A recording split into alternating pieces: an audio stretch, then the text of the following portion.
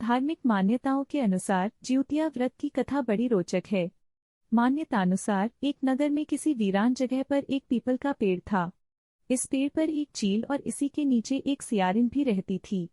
एक बार कुछ महिलाओं को देखकर दोनों ने जिउतिया व्रत किया। व्रत के दिन ही नगर में एक इंसान की मृत्यु हो गई।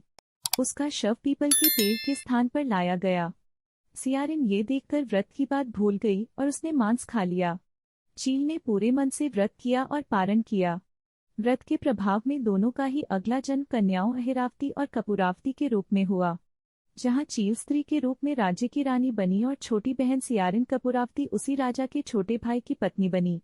चील ने 7 बच्चों को जन्म दिया, लेकिन कपूरावती के सारे बच्चे जन्म लेते ही मर जाते थे। इस बात से अवसाद में आकर एक दिन कपूरावती ने 7 बच्चों की सिर कटवा दिए और घड़ों में बंधकर बहन के पास भिजवा दिया। यह देख भगवान वाहन ने मिट्टी से 7 भाइयों के सिर बनाए और सभी के सिरों को उसके धड़ से जोड़कर उन पर अमृत छिड़क दिया। अगले ही पल उनमें जान आ गई। 7 युवक जिंदा हो गए और घर लौट आए। जो कटे सिर रानी ने भेजे थे वे फल बन गए।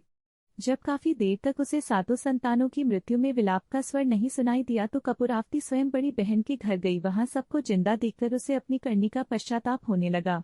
उसने अपनी बहन को पूरी बात बताई। अब उसे अपनी गलती पर पछतावा हो रहा था। भगवान जिउतवाहन की कृपा से अहिरावती को पूर्व जन्म की बातें याद आ गईं। वह कपूरावती को लेकर उसी पाकड़ के पेड़ के पास गई और उसे सारी बातें बताईं। कपूरावती की वहीं हताशा से मौत हो गई। जब राजा को इसकी खबर मिली तो उन्होंने उसी जगह पर जाकर पाकड़ के पेड़ के नीचे कपूरावती का दाह संस्कार कर दिया।